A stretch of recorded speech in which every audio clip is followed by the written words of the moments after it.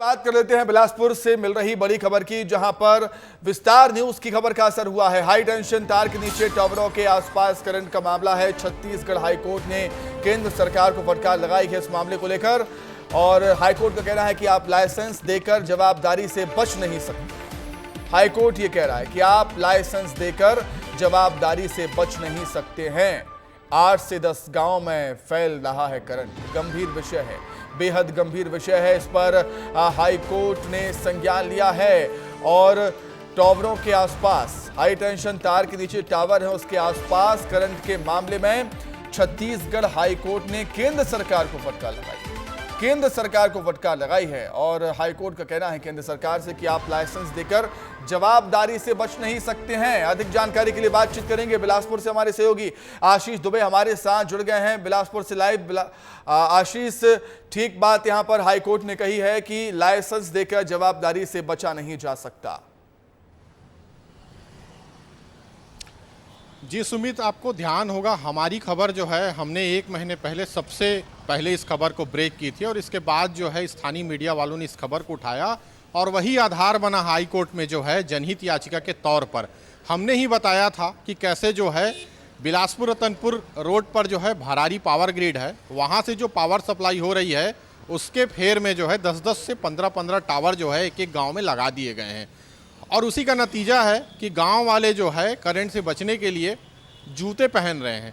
जूते पहन रहे हैं इसलिए कि वे करंट से बच सके। इसके अलावा उनके मवेशियों पर भी करंट का साया मंडरा रहा है और कुल मिलाकर लोगों को जान का खतरा है। और इसके बाद इस मामले की गंभीरता को देखते हुए हाई कोर्ट ने इसे जो है एक याचिका के रूप में स्वीकार किया था और इसके बाद जो है एक सुनवाई इसमें हो चुकी थी।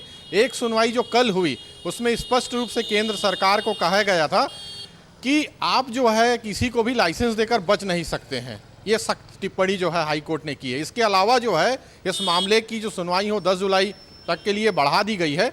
लेकिन एक बात इसमें स्पष्ट कर दिया गया है कि आने वाले समय में केंद्र सरकार को जो है कहीं ना कहीं जवाबदेही के रूप में ये बताना पड़ेगा कि आखिर वो इन सब चीज़ों से बचाव को लेकर क्या व्यवस्था कर रहे हैं और क्या कदम उठाए जा रहे हैं कि वहां जो है ये जो करंट का जाल बिछा है उससे लोगों को मुक्ति मिले। सुमित, ठीक है आशीष, बहुत धन्यवाद आपका तमाम जानकारी के लिए, बहुत शुक्रिया। आगे बढ़ते हैं, बात करेंगे चैंपियंस ट्रॉफी की, जो कि 19 फरवरी 2025 में होने वाली है पाकिस्तान में। लेकिन टीम इंडिया पाकिस्तान नहीं जाएगी चैंपियंस ट्रॉफी खेलने के लिए। सूत्रों के हवाले से खबर है बीसीसीआई भारत के मैच पाकिस्तान की जगह दुबई में कराने के लिए आईसीसी से कहेगा। पिछले साल आपको याद होगा पाकिस्तान में हुआ एशिया कप, लेकिन भारत नहीं गया। भारत के मैच तब श्रीलंका में कराए गए थे। चैंपियंस ट्रॉफी 2025 अगले साल 19 फरवरी से 9 मार्च तक खेली जाएगी, जिसमें 10 मार्च फाइनल के लिए रिजर्व दे रखा गया है। पाकिस्तान क्रिकेट बोर्ड पीसीबी ने टूर्नामेंट के 15 मैचों का ड्राफ्ट आईसीसी को भेज दिया था। आईसीसी टूर्नामेंट में हिस्सा लेने वाली 8 टीमों के बोर्ड से सहमति लेने के बाद ही इस शेड्यूल को अप्रूव करेगा। ऐसा ही होता है, प्रोटोकॉल होता है। शेड्यूल के मुताबिक भारत पाकिस्तान का मैच 1 मार्च को लाहौर में रखा गया है, लेकिन बीसीसीआई ने अभी तक इस मैच के लिए अपनी सहमति नहीं दी। आईसीसी बोर्ड के एक वरिष्ठ सदस्य ने, मेंबर ने बुधवार को पीटीआई को यह जानकारी दी। आपको बता दें 1996 के बाद पहली बार पाकिस्तान किसी बड़े आईसीसी टूर्नामेंट की मेजबानी करेगा। हालांकि पीसीबी ने 2008 में पूरे एशिया कप की मेजबानी की थी और पिछले साल भी एशिया कप के कुछ मैच पाकिस्तान में हुए थे, लेकिन भारत के सभी मैच श्रीलंका में खेले गए थे। चलिए इसी खबर पर अधिक चर्चा करने के लिए सीधे हम रुख करेंगे दिल्ली का। हमारे सहयोगी अमृत तिवारी हमारे साथ जुड़ गए हैं लाइव। अमृत, ये तो होना ही था क्योंकि पिछले साल हुआ एशिया कप में जब टीम इंडिया पाकिस्तान नहीं पहुंची तो चैंपियंस ट्रॉफी खेलने के लिए कैसे पहुंच सकती है? बिल्कुल सुमित, इसमें 2 बातें हैं बड़ी स्पष्ट रूप से हैं जिसको लेकर के भारत सरकार और पीसीबी इन दोनों को मुद्दों को समझ रही थी। पहला ये था, जैसा कि आप बता रहे एशिया कप में भी इसी तरह का ट्रेंड था, तो सुरक्षा को लेकर के टीम इंडिया कितनी सुरक्षित है पाकिस्तान में, इस बात को लेकर के सबके मन में शंका है, एजेंसियों के मन में शंका है और इसी के मद्देनजर बीसीसीआई कोई रिस्क नहीं लेना चाहती, लिहाजा वो अपनी टीम को नहीं भेजना चाहती है। दूसरा कि जो क्रॉस बॉर्डर टेररिज्म है लगातार उधर से जारी है, बढ़ रहा है और भारत की तरफ से राजनीतिक तौर पर यह मांग उठती रही है और इंटरनेशनल इंटरनेशनल फोरम पे भी उठती रही है कि जब तक सीमा पार आतंकवाद वहां से खत्म नहीं किया जाता है तब तक भारत और पाकिस्तान के बीच किसी भी तरह के जो एक सॉफ्ट रिलेशन होते हैं वो डेवलप नहीं होंगे। और इसी के मद्देनजर आप देखेंगे कि टीम इंडिया अगर जाती है तो इस जो एक कमिटमेंट है भारत का इंटरनेशनल लेवल पे आतंकवाद के खिलाफ वो टूटता है और जाहिर तौर पे बीसीसीआई इस बात को बाखूबी समझती है। और इसी के मद्देनजर अब ये जो खबर आ रही है कि भारतीय टीम पाकिस्तान नहीं जाएगी, इसके पहले बीसीसीआई की तरफ से आईसीसी से लगातार अनुरोध किया गया, इंटरनेशनल फोरम में बात रखी गई, पॉलिटिकली भी इनके डिप्लोमेट्स इस बात को रखते रहे कि टीम इंडिया को आना चाहिए। वो ब्लैकमेल कर रहा है क्योंकि बीसीसीआई जो है एक बहुत बड़ी जायंट है इंटरनेशनल क्रिकेट में और उसकी बात कहीं ना कहीं मानी जाती है, वो प्रभावित भी करती है, लिहाजा वो पाकिस्तान की इकोनॉमी को प्रभावित करने के लिए भारत सरकार की शह दे रही है और इसी बात को लेकर के वो इंटरनेशनल फोरम में भी जाती रही। लेकिन भारत सरकार की तरफ से लगातार कहा दलील देती रही कि वो अपनी खिलाड़ियों की सुरक्षा पहले अहम मानती है और बीसीसीआई भी इसी बात को दोहराती है। अब इसी बात को लेकर बीसीसीआई ने ये पक्ष रखा है जिस तरीके से एशिया कप को हाइब्रिड मॉडल में खेला गया अमृत, जिस तरीके से एशिया कप को हाइब्रिड मॉडल में खेला गया, चैंपियंस ट्रॉफी भी आईसीसी को हाइब्रिड मॉडल में ही करवानी होगी। अब खबर ये है कि अगर पाकिस्तान में इंडिया के मैच नहीं होंगे तो दुबई में हो सकते हैं। जी बिल्कुल, इसी को लेकर के दो जो फेवरेट ऑप्शन है अगर बात कही जाए वो दिया गया है कि अगर आप चाहें तो दुबई में करें और दूसरा श्रीलंका को दिया गया है कि इन दोनों देशों में भारत के लिए जो है मुफीद एटमॉस्फेयर है और सुरक्षा के भी इंतजामात हो सकते हैं। क्योंकि अगर श्रीलंका की बात करें तो वहां पे भारत और श्रीलंका के बीच जो है आपसी तालमेल है, दुबई के साथ भी है, तो सिक्योरिटी और इंटेलिजेंस शेयरिंग आराम से हो सकती है और इसके मद्देनजर भारतीय टीम को कोई जो है नुकसान उठाने वाली या खतरे की कोई आशंका नहीं रहेगी। तो इस बात को भी जो है तवज्जो देते हुए बीसीसीआई ने रखा है और जयशाह ने स्पष्ट रूप से कह दिया है कि अगर मैच होंगे तो हाइब्रिड मॉडल पे भी होंगे, अदरवाइज पाकिस्तान जाने का कोई चांस भारतीय टीम का नहीं है। बिल्कुल ठीक बात, बहुत शुक्रिया आपका, बहुत धन्यवाद आपका अमृत जुड़ने के लिए, तमाम जानकारी बातचीत के लिए बहुत धन्यवाद। तो साफ संकेत हैं कि पाकिस्तान नहीं जाएंगे। आगे बढ़ते हैं, रायपुर से खबर है जहां पर वित्त आयोग के दल के साथ सीएम की मुलाकात हुई है। छत्तीसगढ़ से जुड़े मुद्दों पर चर्चा हुई है। डिप्टी सीएम अरुण साव और वित्त मंत्री ओपी चौधरी भी मौजूद रहे इस दौरान। वित्त मंत्री ओपी चौधरी ने राज्य की वित्तीय स्थिति और राज्य के आवश्यकताओं के संबंध में आयोग के समक्ष अपनी बात रखी है। मुख्य सचिव अमिताभ जैन राज्य के संबंध में प्रेजेंटेशन दे रहे हैं। अधिक जानकारी के लिए हम रायपुर का रुख कर देते हैं। हमारे सहयोगी रोहित मिश्रा हमारे साथ जुड़ गए हैं। रोहित, क्या कुछ और जानकारी है इसको लेकर? प्रेजेंटेशन हो रहा है अमिताभ जैन राज्य के संबंध में प्रेजेंटेशन दे रहे हैं अभी। बिल्कुल, देखिए राज्य के संबंध में अमिताभ जैन जो कि मुख्य सचिव है वो प्रेजेंटेशन दे रहे हैं और इस प्रेजेंटेशन में छत्तीसगढ़ की जनसंख्या से लेकर वित्तीय आवश्यकताओं तक की बातें जो हैं वो लिखी गई हैं। प्रेजेंटेशन में सबसे पहले ये बताया जा रहा है कि छत्तीसगढ़ में कितने का जो राजस्व है वो प्राप्त होता है, कितनी वित्त प्रबंधन के लिए क्या कुछ कदम उठाए जाते हैं, इसके अलावा वित्त में और क्या क्या जरूरतें हैं, जो कई सारी योजनाओं का डेवलपमेंट किस प्रकार से होता है, जो बजट आता है, जो जीएसटी की राशि आती है उसका एलोकेशन किस प्रकार से किया जाता है। तो तमाम चीजों को लेकर जो 12 सदस्य वित्त आयोग का दल आया हुआ है उस दल को जानकारी दी जा रही है। इसके अलावा थोड़ी देर पहले जो वित्त मंत्री है छत्तीसगढ़ के ओपी चौधरी, उन्होंने राज्य की आवश्यकताओं को लेकर वित्त विभाग को जो है, आयोग को जो है वो बात रखी है कि छत्तीसगढ़ में किस किस तरह की जो अभी फिलहाल जो है वो योजनाओं के तहत पैसे चाहिए। सबसे बड़ा जो इस पे दिखाई दे रहा है वो स्टेट कैपिटल रीजन को लेकर, डेवलप करने को लेकर बातें चल रही है क्योंकि एक बड़ा फंड उस पे लगने वाला है। राज्य के एक बड़े हिस्से को, राजधानी रायपुर, दुर्ग, भिलाई, इस तमाम हिस्से को जो है वो स्टेट कैपिटल रीजन के रूप में डेवलप करना है। तो ऐसे में उसके लिए एक बड़ी राशि की आवश्यकता है, उसकी मांग है जो है वो की गई है। इसके अलावा जो तमाम योजनाएं छत्तीसगढ़ में चल रहे हैं उन योजनाओं को किस प्रकार से आगे लेकर जाया जाए और अंतिम छोर तक के व्यक्ति तक कैसे पहुंचा जाए उसको लेकर महत्वपूर्ण ये बैठक है, महत्वपूर्ण ये मुलाकात है, महत्वपूर्ण ये चर्चा कही जा रही है। बहुत शुक्रिया आपका रोहित, तमाम जानकारी बातचीत के लिए बहुत धन्यवाद। आगे बढ़ते हैं, गरियाबंद में संचालित बहुदिव्यांग आवासीय स्कूल में दिव्यांग बच्चों के साथ मारपीट करने का मामला सामने आया, जहां बच्चों की देखरेख करने वाले 2 महिला स्टाफ बच्चों के साथ क्रूरता से मारपीट करते थे। संस्था नगर के गांधी मैदान में संचालित है, जहां जब मारपीट हुई तो उसकी चीख की आवाज मैदान में टहल रहे लोगों तक पहुंच गई, जिसका वीडियो बनाकर लोगों ने पालिका अध्यक्ष को दिया। जहां मामले की पुष्टि होने के बाद समाज कल्याण अधिकारी ने कार्यरत कर्मियों को हटाकर मामले की जांच शुरू की है। कल रात में यहाँ पर ग्राउंड में बच्चे लोग खेलते हैं, उन्होंने चिल्लाने की आवाज़ सुने बच्चे के, तो दौड़ कर आए, देखे तो यहाँ पर मूक बधिर जो बच्चे लोग हैं उसके साथ कोई मारपीट कर रहा था यहाँ का एनजीओ का स्टाफ। तो मेरे को बताया तो उसकी जानकारी मैंने कलेक्टर साहब को दी। कलेक्टर साहब ने तत्काल अपने अधिकारियों को भेजा और पुलिस वाले भी कल रात को आए थे, उनको घुसने नहीं दिया गया था। इसलिए आज मैं आकर यहाँ पर पुलिस विभाग और कलेक्ट्रेट से हमारे समाज कल्याण विभाग से ठाकुर साहब वगैरह आए थे। देखकर यहाँ पर देखे तो सच्चाई बताई बच्ची ने कि मारपीट किए हैं। तो तत्काल यहाँ पर जो यहाँ की एनजीओ की ऑनर है वो उनके ऊपर कार्रवाई कर रही है। जैसे कि अभी पता चला, जो मेरे को जैसे पता चला तुरंत आया हूँ, संस्थक बच्चे को मारने के लिए आया है और संबंधित एक है और अध्यक्ष महोदय ने मेरे को बताया, तो उस हिसाब से मैं किया, तुरंत इस पर एक्शन ले रहे हैं और अभी दोनों कर्मचारियों को हटाने के लिए बोले, तत्काल हटाई कर देंगे और अपना थ्रू चैनल जो आगे कार्रवाई चलते रहेगा। अधिक जानकारी के लिए बातचीत करेंगे। गरियाबंद संवाददाता पुरुषोत्तम पात्रे हमारे साथ जुड़े हुए हैं फोन पर। पुरुषोत्तम, दोषियों पर कार्रवाई तो हो गई है, लेकिन क्या पता चल पाया कि इन्होंने आखिर ऐसा क्यों किया? दिव्यांग बच्चों को क्यों मारा गया? देखिए, गरियाबंद मुख्यालय में गांधी मैदान के पास बहुदिव्यांग एक विद्या निधि संस्था है, जहां पे 85 बहुदिव्यांग लोगों को रख के उनको शिक्षा दीक्षा देने का दावा किया जा रहा था।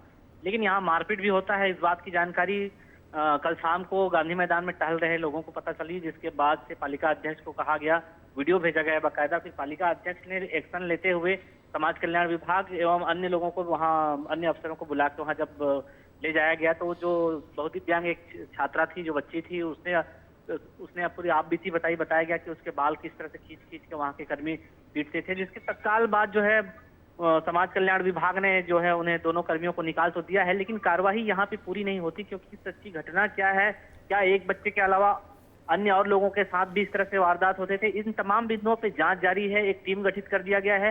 पालिका अध्यक्ष का मांग है कि इस संस्था में सारे उसकी वैधता के, उसके प्रमाण पत्र के जो बच्चे आते हैं उनको आने के साथ साथ उनकी सुरक्षा की गारंटी कौन रखेगा, इस तमाम जवाबदारी की मांग भी पालिका अध्यक्ष कर रहे हैं। और इसमें ठीक है पुरुषोत्तम, बहुत धन्यवाद, बहुत शुक्रिया जुड़ने के लिए, तमाम जानकारी के लिए बहुत धन्यवाद आपका पुरुषोत्तम। खबरों में आगे बढ़ते हैं। डिंडौरी के पटरिया गांव में करीब 23 लाख रुपए में बना पर्कुलेशन टैंक पहली बारिश में ही फूट गया, टूट गया। सारा पानी और मलबा किसानों के खेतों में भर गया है, जिसकी वजह से किसानों की धान की फसल को काफी नुकसान हुआ। किसानों की लगातार शिकायत के बाद भी प्रशासन का इस ओर कोई ध्यान नहीं गया है।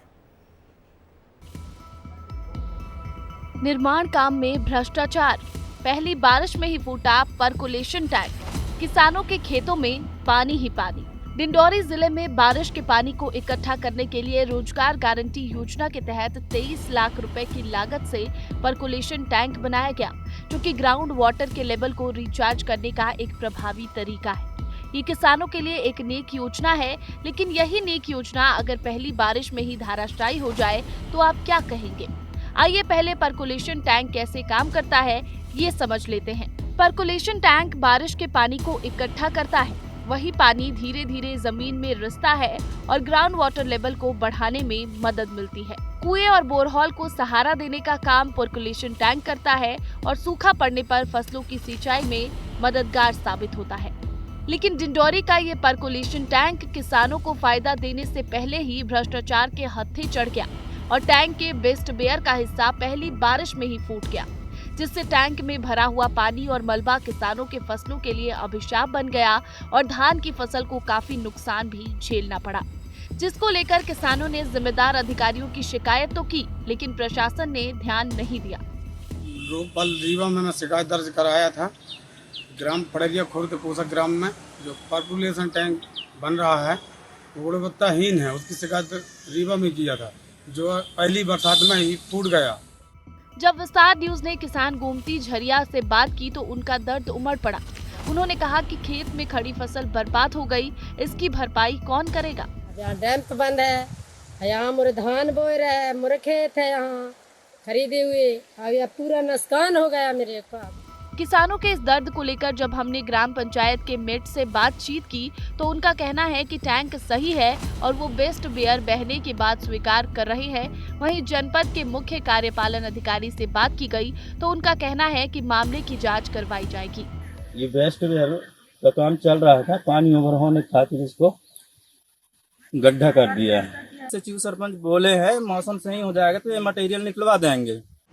जांच हुआ है, कि वहाँ जो पर्कुलेशन टैंक बना था उसकी लागत 22,52,000 की थी, जो बरसात के पानी के कारण दरारों से पानी रिसकर खेतों में पहुंच गया है, तो इसकी जांच कराई जाएगी। पर क्या सिर्फ मामला संज्ञान में आना, मामले की जांच का दिलासा देना उन किसानों के लिए काफी होगा जो बारिश में सूखे की मार से जूझ रहे हैं? उनके लहलहाते फसल जो इस भ्रष्टाचार की भीड़ चढ़ गए हों, आखिर कौन है इसका जिम्मेदार और इसका जवाब कौन देगा? विस्तार न्यूज के लिए अनिल साहू की रिपोर्ट। अब बात करेंगे मानसून की। मध्य प्रदेश में इस बार मानसून सूखे के आसार लेकर आ रहा है। पूरे महाकौशल क्षेत्र में जून बीत चुका है, लेकिन बारिश दूर दूर तक नजर नहीं आ रही।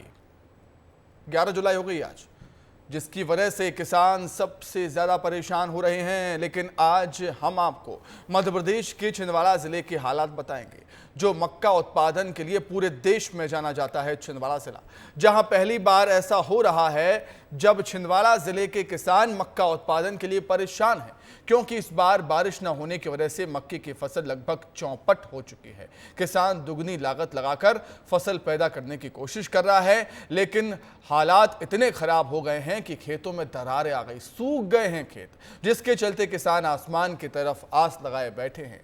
इस बीच विस्तार न्यूज संवाददाता दुर्गेश साहू ने किसानों से उनके खेत पर ही बातचीत की है, उनका दर्द जाना है। आप भी देखिए। छिंदवाड़ा मध्य प्रदेश में मक्के का गढ़ कहा जाता है। मक्के की पहचान छिंदवाड़ा जिले से होती है। ऐसे में सबसे ज़्यादा पैदावार करने वाला छिंदवाड़ा जिला इस बार मक्के की फसल के लिए रो रहा है। किसान परेशान हैं। उसकी वजह यह है कि धरती सूख रही है। आप इस समय धरती पर नज़र डालेंगे तो दरारें देखने को मिल जाएंगी। बड़ी वजह यह है कि पूरा जून निकल गया है, जुलाई का पहला सप्ताह चल रहा है, लेकिन बारिश नहीं हुई है। और बारिश ना होने की वजह से ये जो आप दरारें देख रहे हैं खेत में, ये दरारें किसान के लिए बड़ा संकट लेकर आई हैं। मेरे साथ मक्के की पैदावार करने वाले किसान हैं, जो अपने कई पीढ़ियों से मक्के की फसल की पैदा कर रहे हैं और मक्के की फसल कर रहा है। लेकिन इस बार क्या संकट आ गया है? बारिश नहीं हुई है, पानी नहीं हुआ है। जी, बारिश नहीं हुई है। इस साल मक्का की फसल डबल बार बोनी की है हमने। एक बार बो दिए, हल्का सा पानी गिरे, बीज खत्म हो गया, खराब हो गया जमीन पे, फिर से पलटा के बोए, फिर वही हाल है, बारिश ही नहीं हो रही। कितनी लागत लग चुकी है आपकी? आपने अपने कितना खेत है आपका?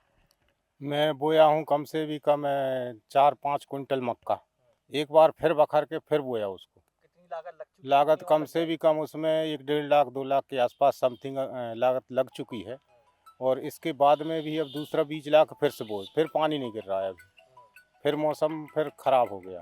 अच्छी फसल लानी है तो ज़मीन पर सरकार को और अधिकारियों को काम करना होगा। बहरहाल हम उम्मीद यही कर सकते हैं कि अधिकारी सुने ना सुने, सरकार सुने ना सुने, ईश्वर सुने, बारिश अच्छी हो जाए। कैमरामैन रवीन के साथ दुर्गेश कुमार, विस्तार न्यूज। आगे बढ़ते हैं खबरों में। मनगवा विधायक इंजीनियर नरेंद्र प्रजापति का मानवीय चेहरा सामने आया, जहां दिव्यांग महिला को दूर से हैंडपंप से पानी लाता देख विधायक ने महिला के घर पर ही हैंडपंप लगवा दिया, जिससे पूरी बस्ती में खुशी की लहर है। दरअसल बीते दिनों विधायक नरेंद्र प्रजापति दुबहरी कला पहुंचे थे, गांव है एक।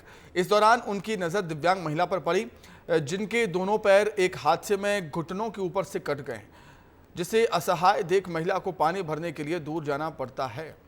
और इसीलिए विधायक ने तुरंत बोर कर हैंडपंप लगवाने के निर्देश यहां पर दिए।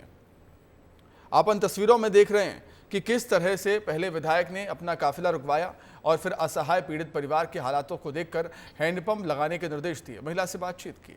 वहीं दूसरी तस्वीर, विधायक ने महिला के घर पर बोरवेल लगवा दिया है, खुशी की लहर है, महिला खुश है और पूरे गांव के लोग खुश हैं। मनगवा विधायक का मानवीय चेहरा है ये नरेंद्र प्रजापति। ऐसे जनप्रतिनिधि की तारीफ हर कहीं हो रही है, पूरे इलाके में हो रही है। आगे बढ़ेंगे। एमपी यूपी के बीच सिंगरौली प्रयागराज नेशनल हाईवे जहां से निकलना है, वहां पिछले 1 महीने में ही मुआवजा इंडस्ट्री खड़ी हो चुकी है। यूपी, छत्तीसगढ़, झारखंड तक के लोग यहां किसानों की उसी जमीन पर घर बना रहे हैं जहां से जल्द ही हाईवे निकलेगा। एक व्यक्ति ने 32 मकान बना दिए हैं। दलाल और अफसरों की मिली भगत मुआवजे की गारंटी है। मामला चितरंगी के भड़कुड़ गांव का। वहीं इस मामले में एसडीएम खुद इस बात को मानते हैं कि सर्वे होने के बावजूद भी मुआवजे को पाने की नीयत से कई मकान खड़े कर दिए गए। लेकिन एसडीएम का सख्त निर्देश है कि जो भी सर्वे के बाद मकान बने हैं उन मकानों को बाकायदा जमींदोज करवाया जाएगा, उन्हें मुआवजे नहीं दिए जाएंगे। लेकिन सिंगरौली जिले में भूमाफिया और मुआवजा राशि पाने वाले लोग भारी संख्या में सक्रिय हैं और इससे कहीं ना कहीं प्रशासन को भी बड़ा नुकसान हो रहा है। पहले तो यहाँ पे 500 मकान थे, 500 से 700, लेकिन अब इस समय उस रात भर में लमसम वहाँ पे फिर 1000, 1500, 2000 मकान बन चुके थे। सर्वे में जानकारी प्राप्त हुई है कि कुछ लोगों ने 3A के प्रकाशन के बाद अपने मकान निर्माण किए हैं। ऐसे मकानों को चिन्हित किया गया है सर्वे दल के द्वारा, साथ ही उनके फोटो जियोटैग के द्वारा सेव कर लिए गए हैं। यदि कोई निर्माण 3A के प्रकाशन के बाद हमें प्राप्त होता है तो उसको नियमानुसार किसी प्रकार का मुआवजा प्रदान नहीं किया जाएगा।